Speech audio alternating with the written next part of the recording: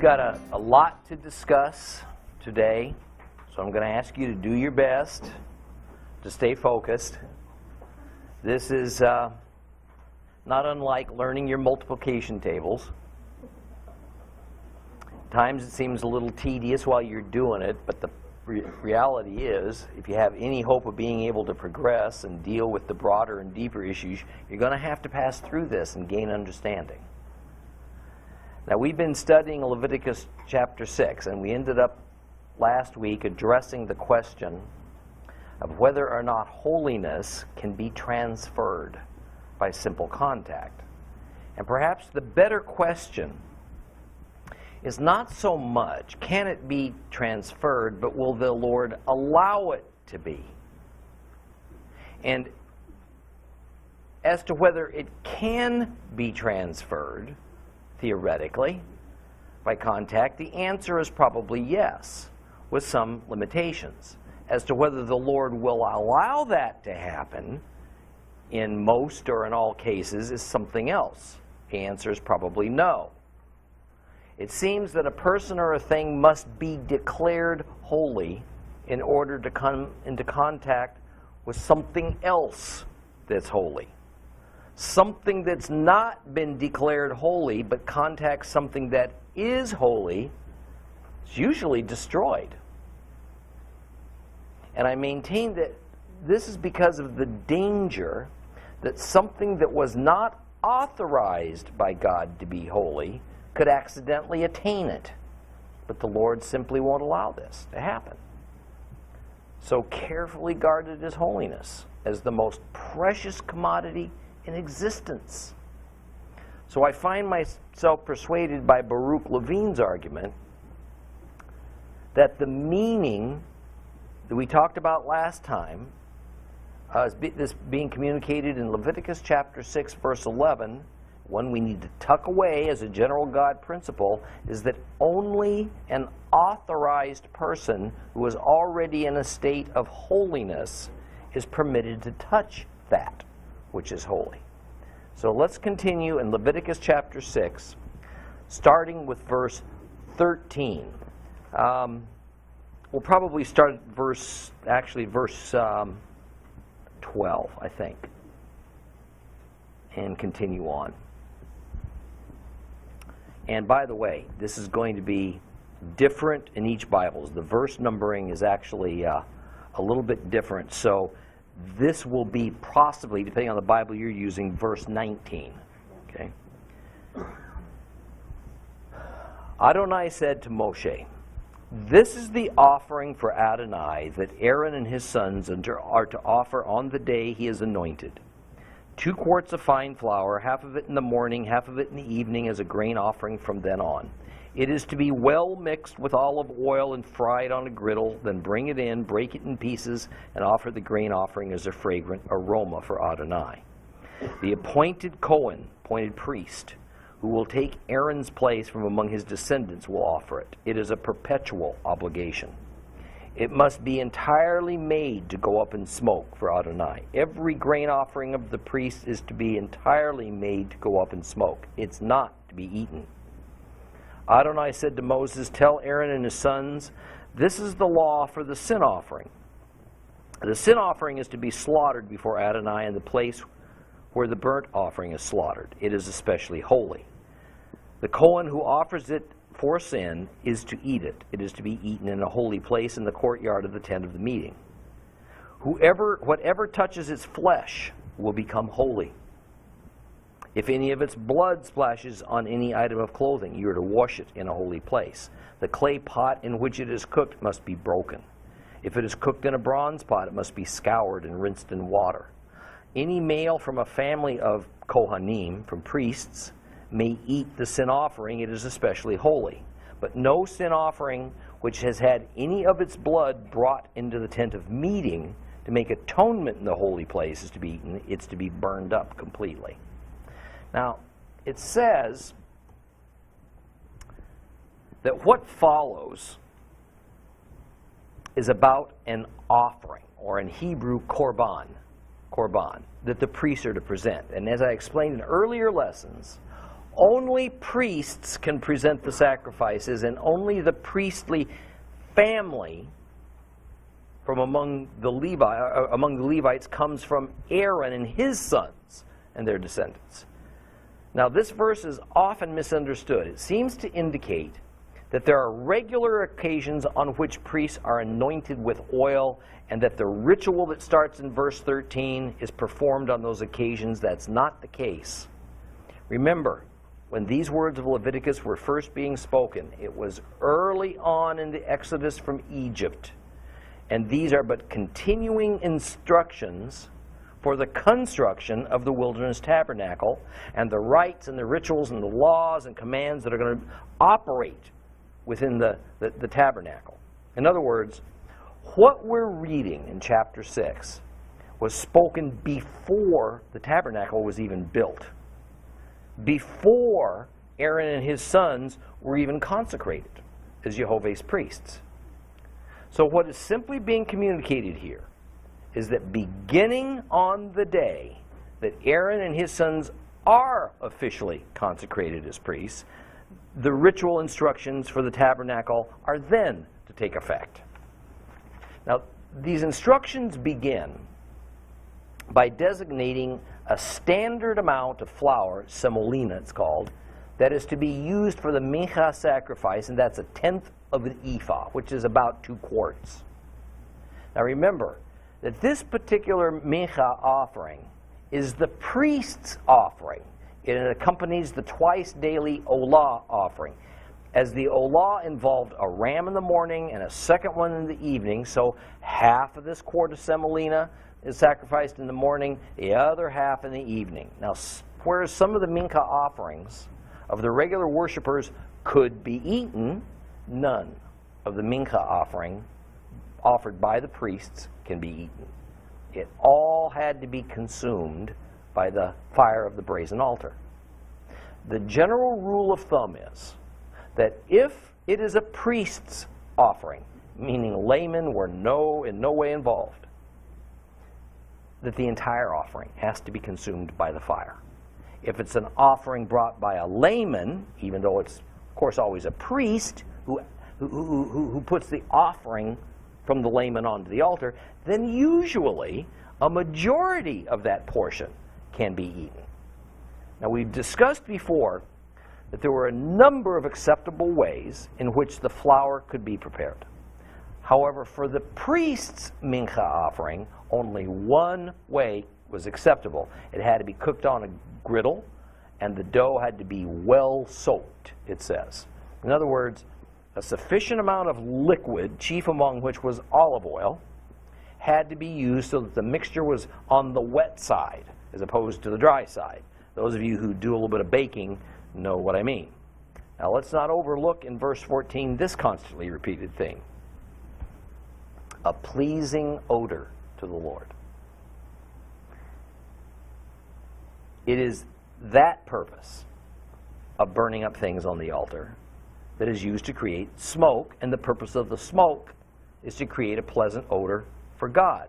Now, for those of us who might not have been here in the later parts of Exodus and the early parts of Leviticus, it might be a little unsettling to read here in the Old Testament that the process of burning things up on the altar is to create smoke.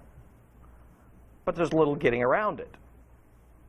Okay. We just have to remember that while God had spiritual reasons for this, that the Israelites couldn't quite grasp as of yet, the Hebrew mindset of that day thought of a burnt offering within the typical Middle Eastern cultural mindset.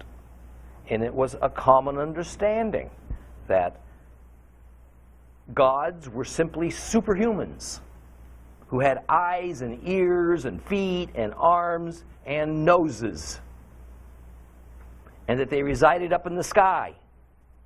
And so smoke would float up to where they lived, and they'd inhale it. Another recurring theme presented in verse 15 is one which we touched on earlier. Those grains and animals and wine designated for sacrifice belong to God. It is the Lord's. In effect, this is the definition of the term holy property. It's anything that has been designated for, given to, belongs to him, holy property. And what we find as a general rule in this section of chapter 6 is that the priests may not personally benefit from the korban, the offerings. That is, they may not partake in offerings that have been made by the priesthood as opposed to the layman. They can only benefit from the korban offered by the general population, the worshipers in general. Now, starting in verse 17,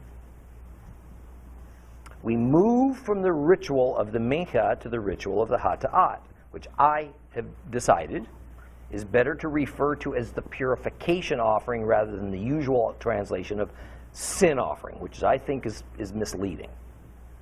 Notice that the olah is a blood sacrifice. Then the mincha is a sacrifice of plant life. And now the hata'at, we're going back to a blood sacrifice again. Let's briefly discuss a few details. To begin with, just as the animal for the olah is to be slaughtered on the north side of the altar, so is the hata'at animal. And next we see that the priests are to eat of this sacrificial animal under the same rules as the standard hata'at offering. That is because verses 17 through 22 are discussing the priest's role in the service of the hata'at when it's brought by a lay worshiper, a common man. But then it changes. In verse 23, it switches to discussing what must occur on special hata'at sacrifices that are brought on behalf of the priesthood or the congregation of Israel as a whole.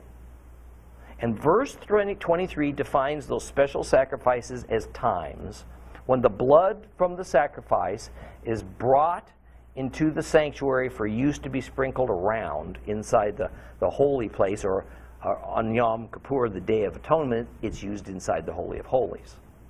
So to be clear, when a common man, a non-priest, brings his hata'at sacrifice to a priest for the priest to supervise the ritual, then part of the animal is burned up. The other part set aside for the priest as food. But since the meat from the animal that is offered on behalf of the priest is considered kodesh kodashim, most holy food, then only the priest can eat it. And they can even only partake of it inside the courtyard of the tabernacle.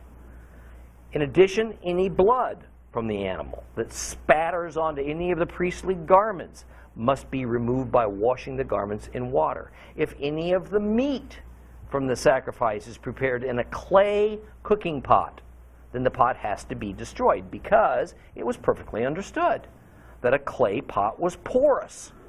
It would absorb some of the meat broth that was cooked in it.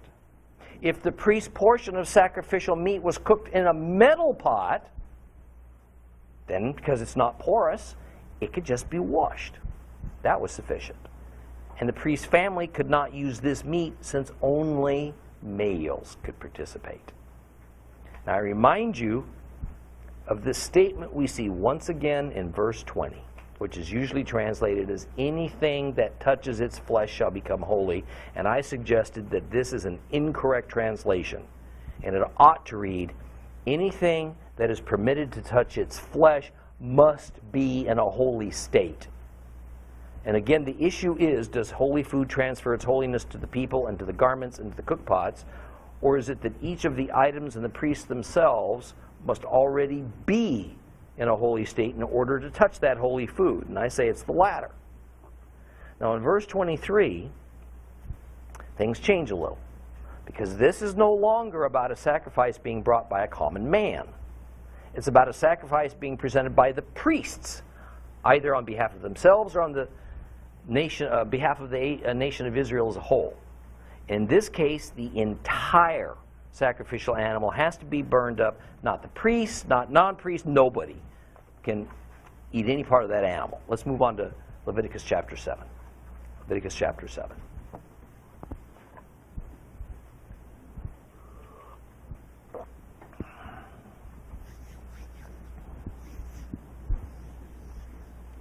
This is the law for the guilt offering. It is especially holy. They are to slaughter the guilt offering in the place where they slaughter the burnt offering, and its blood is to be splashed against all sides of the altar. He is to offer all of its fat, the fat tail, the fat covering the inner organs, the 2 kidneys, the fat on them near the flanks, the covering of the liver, which he will remove with the kidneys.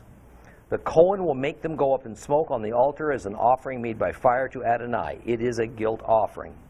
Every male from a family of Kohanim may eat it. It is to be eaten in a holy place. It is especially holy. The guilt offering is like the sin offering. The same law governs them. It will belong to the priests who use it to make atonement.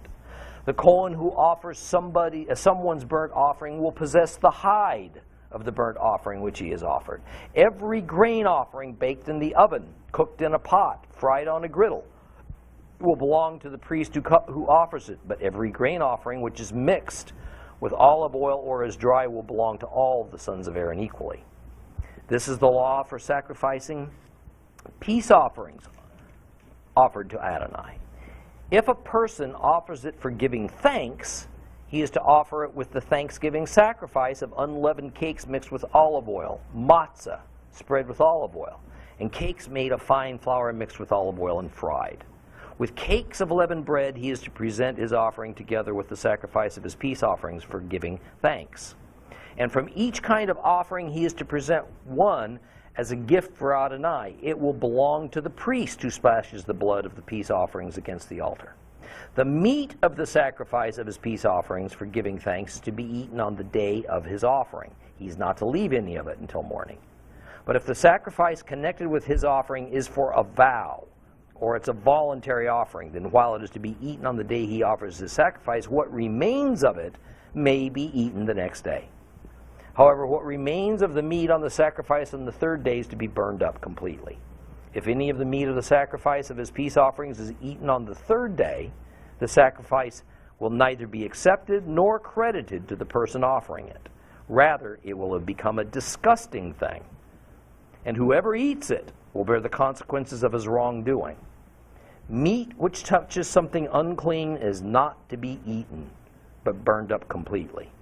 As for the meat, everyone who is clean may eat it. But a person in a state of uncleanness who eats any meat from the sacrifices of peace offerings made to Adonai will be cut off from his people. Anyone who touches something unclean, whether that uncleanness be from a person, from an unclean animal, or from some unclean, detestable thing, and then eats the meat from the sacrifice of peace offerings for Adonai, that person will be cut off from his people. Adonai said to Moses, "Say to the people of Israel, you are not to eat the fat of bulls, sheep, or goats. The fat of animals that die of themselves or are killed by wild animals may be used for any other purpose, but under no circumstances may you eat it.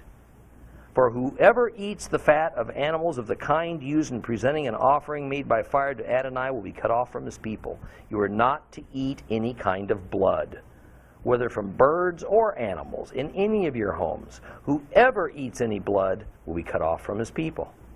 And Adonai said to Moses, "Say to the people of Israel, a person who offers his sacrifice of peace offerings to Adonai is to bring part of the sacrifice of peace offerings as his offering for Adonai. He is to bring it with his own hands, the offerings made for Adonai by fire. He is to bring the breast with its fat. The breast is to be waved as a wave offering before Adonai. The Kohen is to make the fat go up in smoke on the altar, but the breast will belong to Aaron and his descendants. You are to give the right thigh from your sacrifices of peace offerings to the priest as a contribution. The descendant of Aaron who offers the blood of the peace offerings is to have the right thigh as his share. For the breast that has been waved and the thigh that has been contributed, I have taken from the people of Israel out of their sacrifices of peace offerings and given them to Aaron the Kohen and to his descendants as their share forever from the people of Israel. On the day when Aaron and his sons were presented to serve Adonai in the office of Kohen, This portion was set aside for him and his descendants from the offerings for Adonai made by fire. On the day they were anointed, Adonai ordered that this be given to them by the people of Israel. It is their share forever through all their generations. This is the law for the burnt offering, the grain offering, the sin offering, the guilt offering, the consecration offering, and the sacrifice of peace offerings, which Adonai ordered Moses on Mount Sinai on the day he ordered the people of Israel to present their offerings to Adonai in the Sinai desert. That's a mouthful, isn't it?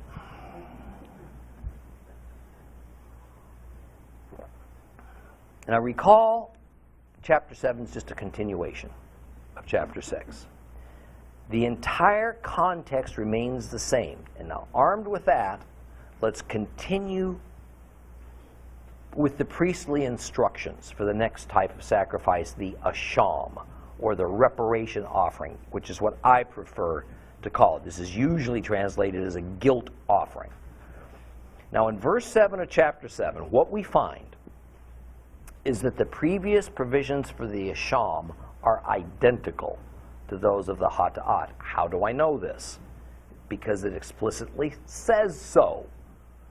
And we see that this is a kodesh, kodashim class of offering, most holy.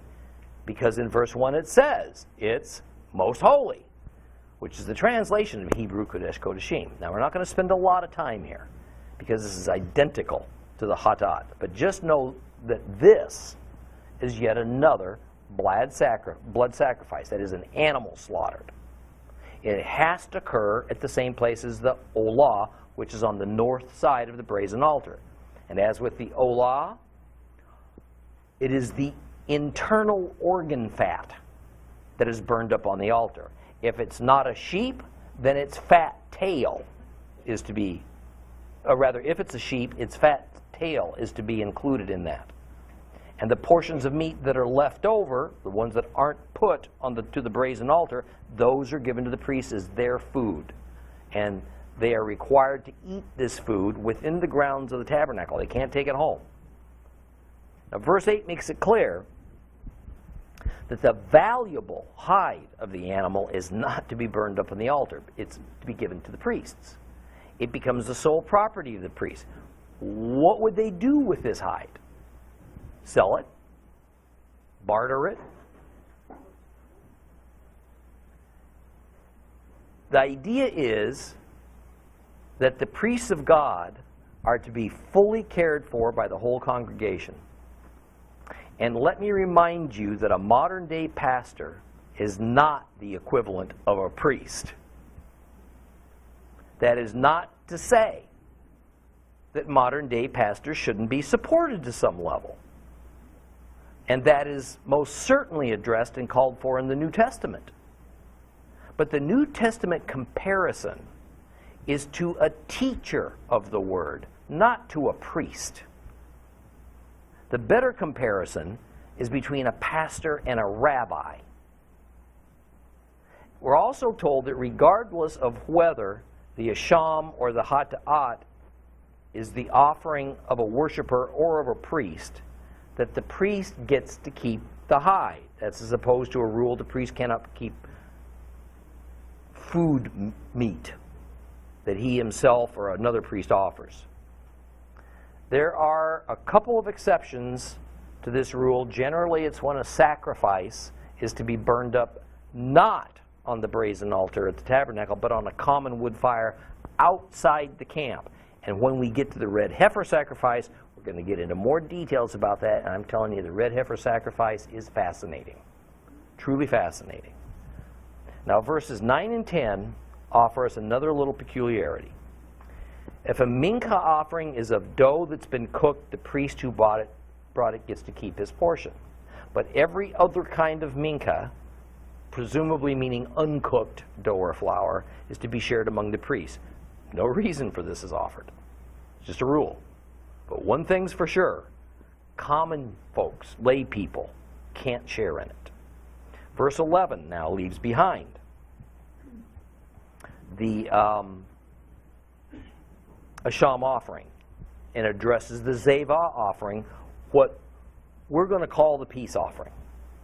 Now let me say that pretty much any concise name in English that we could choose for this offering, and most others that we could actually, none of them encompass all the nuances about this offering. So calling the Zevah a peace offering is just partially accurate.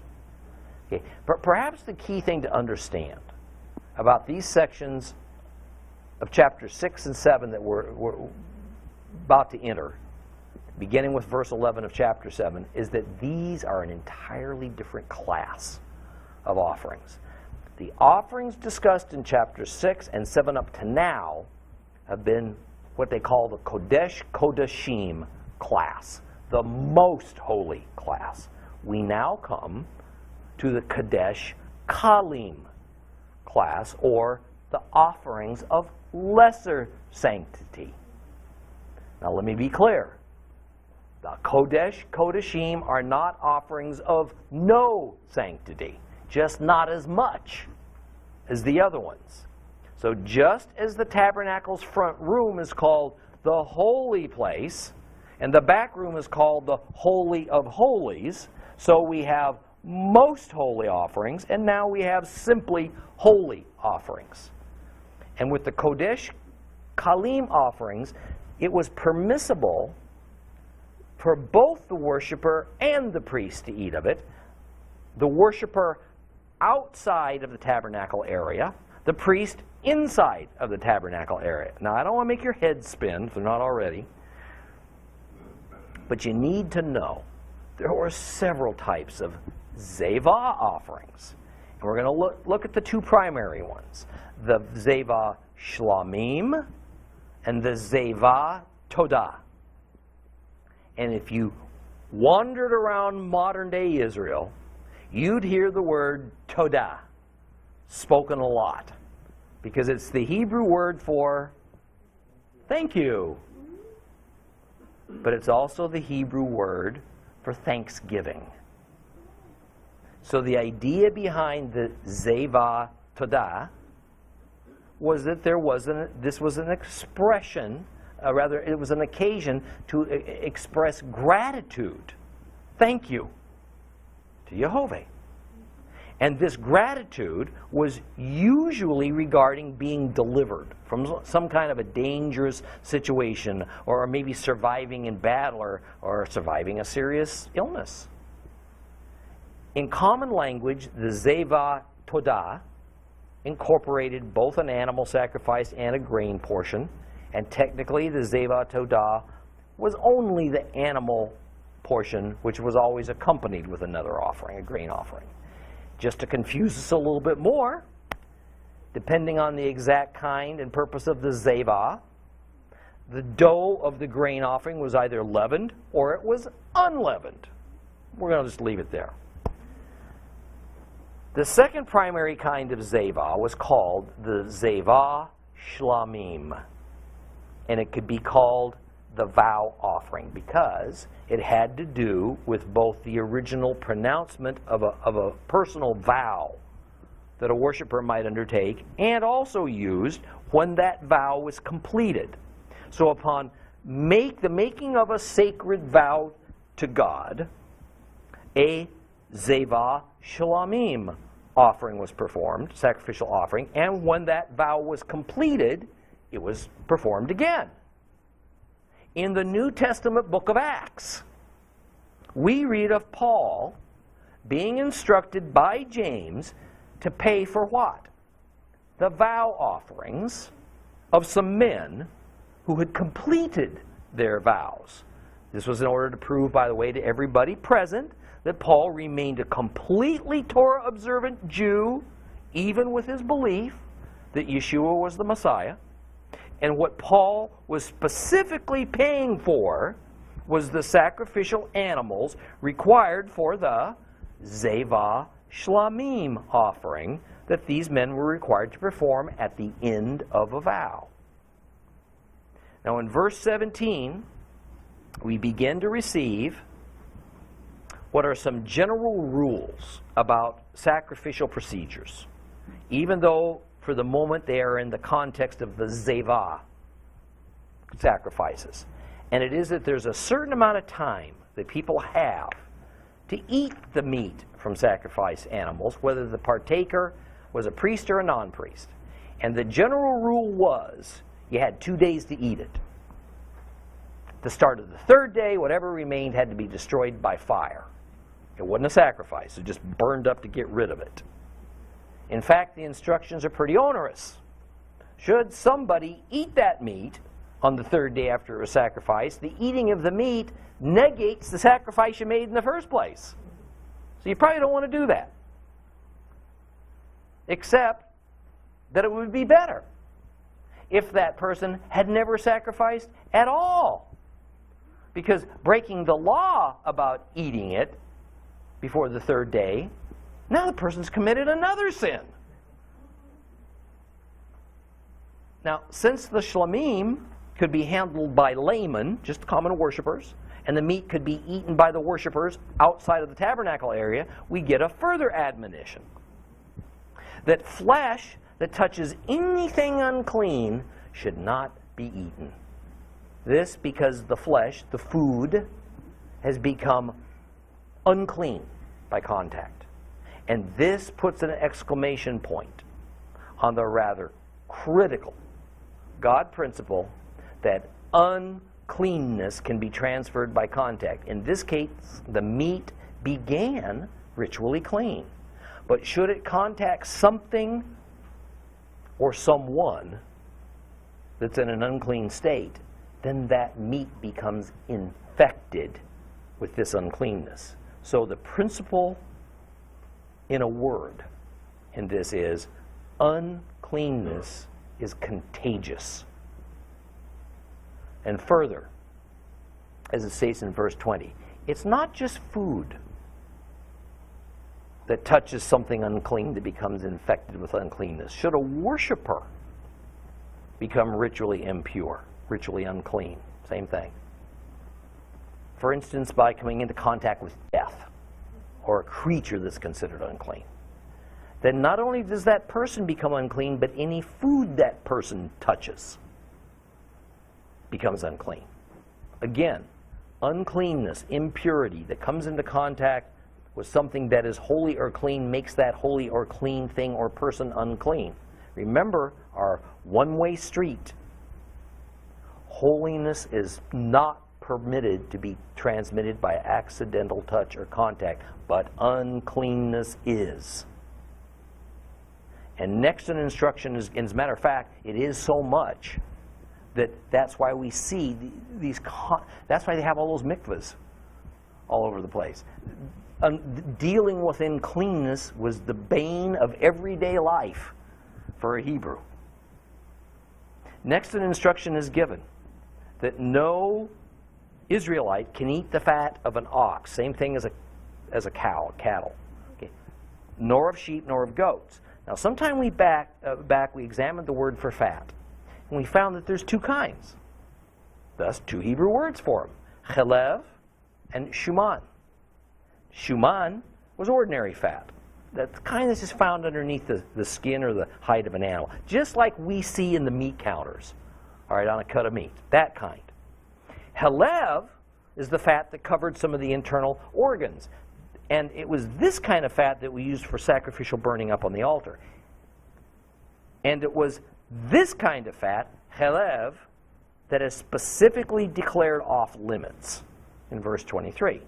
Verse 23 is not talking about shuman, ordinary meat fat. So the idea is that the chelev type of fatty portions of the sacrifice can't be eaten by anyone ever, layman or priest. However, this was also, in a short time, extended to the prohibition of eating chelev fat, even if the animal had not been offered for sacrifice. In other words, you just got hungry, you slaughtered a sheep and ate it. You still can't eat that kind of fat. So, verse 26 now lays down the law. No blood may be eaten by Israelites. What this meant was that the blood drained from an animal couldn't be made into some kind of food. nor could the blood be used as an ingredient in cooking. It couldn't be drunk. And by the way, the drinking of animal blood is still relatively common in the world, all right, particularly outside of the Western culture today. It is also meaning that meat had to be well drained of its blood, and covering it in salt, which is a natural absorbent, helped to remove that residual blood within the various cuts of meat that both the priests and the layman would cook and eat. The New Testament admonition that waste salt was only fit to be trodden upon underfoot was referring to this salt that had been used to soak up that residual blood, and then it had been discarded, as you can imagine, by the tons that it was used. Well, they used that then to go out and salt pathways to keep vegetation from growing on it. That's what it's talking about. Now, let me remind you that there was one primary reason that blood was never to be consumed by man, because blood had been set aside as the one and only holy medium by which to attain atonement. And therefore, it could be used for no other purpose under heaven. Blood was, and it remains, the only means of atonement that God will accept, because it's the one and only means of atonement He has ordained. There is no other. And upon the advent of our Lord Yeshua, Jesus the Christ, that sacrificial system that we are studying about in Leviticus transformed, whereby it still required the blood of atonement, but it was only His perfect blood that could atone. The blood of bulls and goats lost their efficacy to atone for sin, never to return. That is, God, just as God specifically ordained certain animals' blood to be spilled for each type of atonement, upon Jesus' death and resurrection, God ordained that animal blood could no longer be used for atonement. And that, my friends, is why, as much as on the one hand we long for the day the temple will be rebuilt in Jerusalem, because we know upon its rebuilding it will literally, for absolutely certain, be only a matter of months until Messiah returns. On the other hand, the rebuilding of the temple for the purpose of sacrificing to achieve forgiveness of sins must not be its purpose. Yet it is undeniable that we find in God's Word that when the temple is rebuilt, sacrificing will begin again. And interestingly, we don't find the Bible condemning this action or speaking of it in a negative term. Therefore, there is a lot we don't know, a lot we don't understand about this coming rebuilt temple, and especially of the revival of animal sacrificing. In fact, it's because of this issue of renewed animal sacrifices that many Bible scholars and many mainstream denominational doctrines teach there will be no such thing as an actual millennial temple.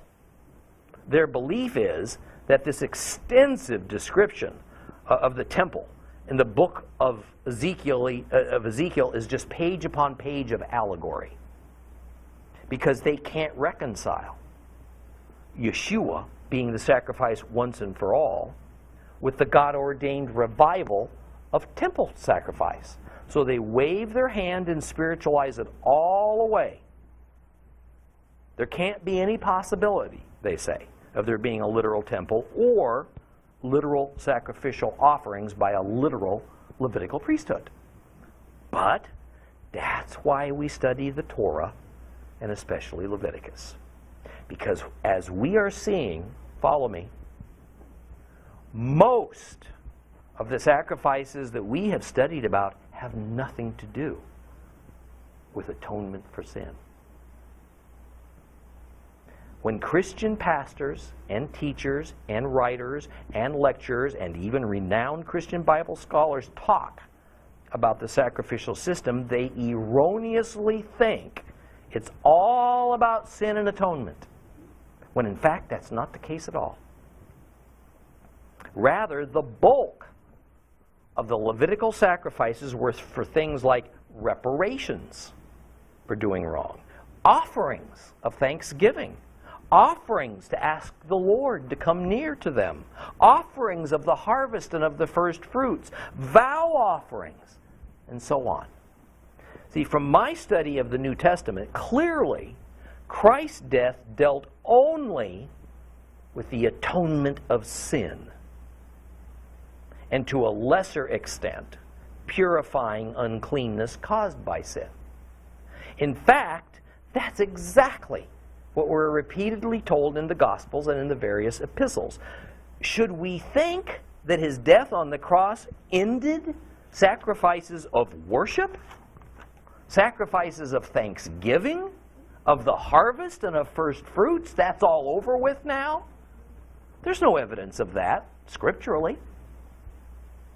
So I see no conflict between Yeshua's sacrifice for our sins versus renewed temple sacrifices, even in the millennial kingdom, when Yeshua will be present as king and high priest, especially if those sacrifices are about things other than atonement.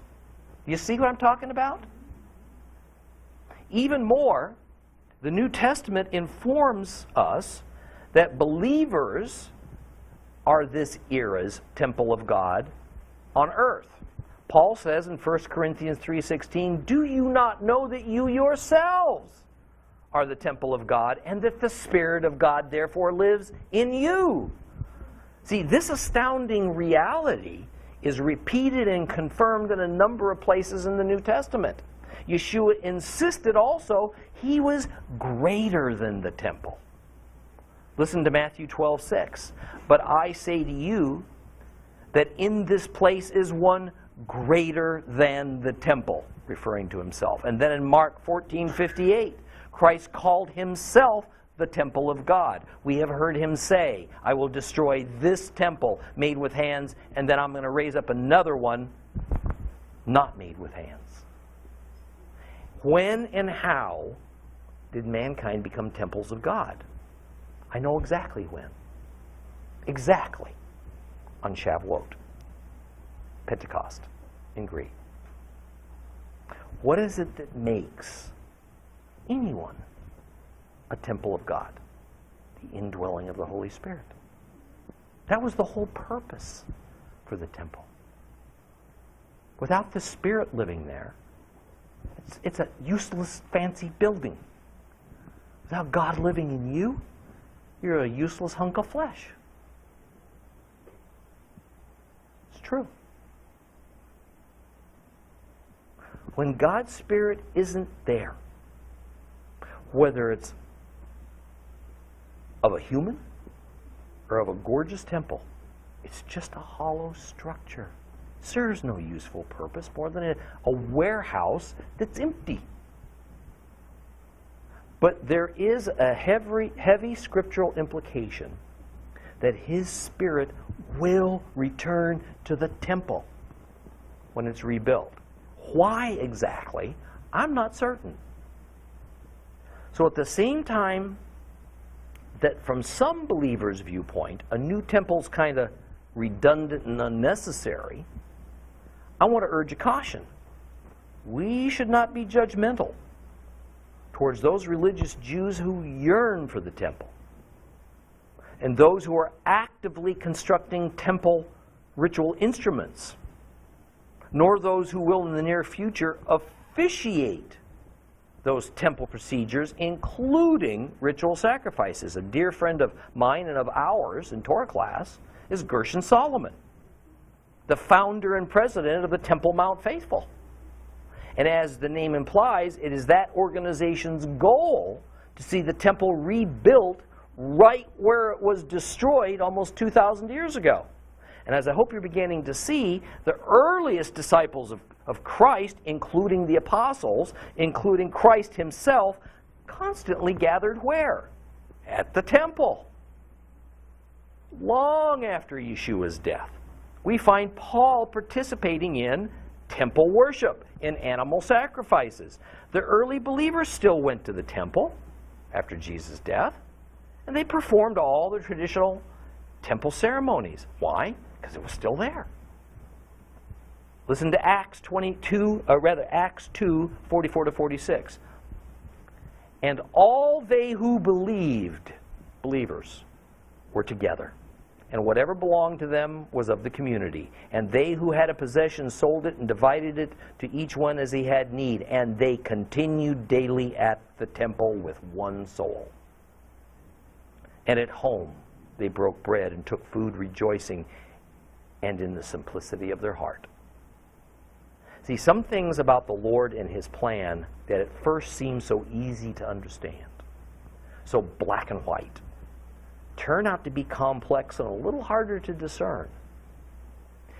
As Christians, we can at the very least view the rebuilding of the temple and the reconstitution of its animal sacrifices as a sign of where the history of the world stands and as a fulfilled Bible promise. The temple will perhaps once again mark the place on earth that the Lord chose long ago as His earthly throne. It will be that visual confirmation, that monument to His grace and sovereignty that's been missing for 2 millennia. The sacrifices will, for at least a time, be a commemoration, in my view, of God's plan of salvation and a graphic demonstration of the work of the Messiah. This isn't much of a stretch. Jews and Christians commemorate and honor many past events by reenacting portions of that event. For all we know, the reordination of the temple and the rekindling of that brazen altar fire, followed by a parade of bulls and rams and sheep and goats up to that altar, will be the thing, the very thing that impacts God's chosen people in such a way that they finally get it. Yeshua of Nazareth really did fulfill all of these atoning sacrifices. Well, back to the matter at hand. The end of verse 26 includes the phrase, in any of your settlements. That is, the consumption of blood must not happen in any of your settlements. Now, why would the Bible add those words? Where else would Jehovah be talking except about an Israelite settlement? The idea being expressed here is that this law about not eating blood is to be obeyed even outside the tabernacle grounds, even outside the camp. Many of the ritual laws that we have encountered only apply to the temple grounds. But this law, along with some others, applies in all circumstances wherever a Hebrew lives.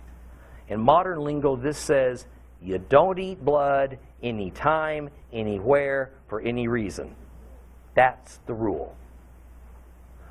Now, while all of chapter 6 and the first part of chapter 7 of Leviticus were primarily aimed at the priesthood, verse 29 is specifically directed at the people of Israel, lay worshippers.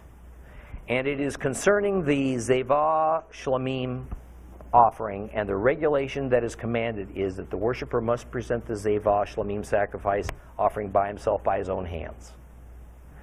What presenting means here is not laying the animal on the brazen altar, for that's always the task for the priest.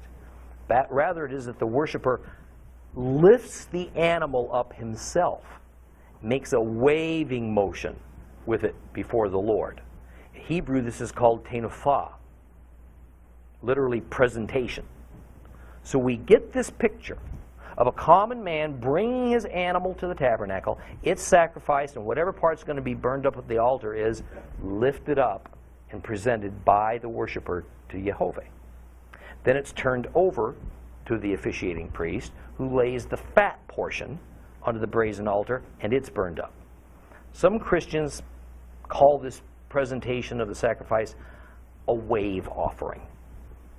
And by the way, it doesn't mean that we stand and look up and wave hello to God. Okay, that's not what that means. And believe me, some actually do that and think that's what it means. Hi, God. No. Now, last week, we discussed that there were two primary classes of offerings, Kodesh Kodeshim, most holy, Kodesh Kalim, offerings of lesser sanctity. However, the offerings of lesser sanctity usually did have significant participation by the one who brought the sacrifice. Obviously, the Zevah Shlamim was a Kodesh Kalim class of offering, since it was the worshiper who presented the offering directly to God. Verses 34 and 35 reinforce a couple of general rules we've already discussed. In verse 34 it says that Yehovah has taken the meat of the Zevah Shlamim offering and he's given it to the priests as their portion. That is, when something's brought in to be sacrificed, it immediately becomes Yehovah's property, God's holy property. It's his decision what he does with it. In this case, he's turned some of it over to the priests.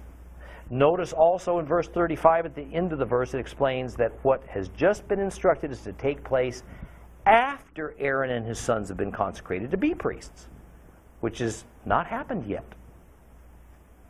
So Leviticus chapters 1 through 7 are speaking about that which is to happen, but it hasn't occurred yet. So as of the end of Leviticus chapter 7, just to give you a point in time, as of the end of this chapter, and we're going to start 8 next week, the tabernacle has not been built, the priesthood has not been ordained. God's just preparing Israel for what's going to come. Okay? Father God, we thank you for these words. Oh Lord, some of this is so hard. It really is. It's hard to drink all this in, Father. It just comes at us like a fire hose. And yet, Father, we see as we move along, and we add this to our understanding. Oh, Father, sin and atonement is so complex, so multifaceted. There's so much going on. It's not so simple. And a great price has to be paid for our sin, the greatest price. And you paid it, because we could never do it sufficiently, that it could be once and for all time. Never, Father, could we offer a sacrifice that paid for our intentional sins, for our high-handed sins against you. You never provided for that, Father. That cost the worshiper their lives, their eternal lives. But Lord, for us, you have given us your Son, and his blood is so perfect that even our intentional sins, our direct sins against you, can be paid for. Father, we thank you for this. And I hope, Lord, that we all leave here recognizing what a wonderful thing you have done for us, and that the world needs to know. We bless your holy name here, Lord. Amen. Okay, see you next time.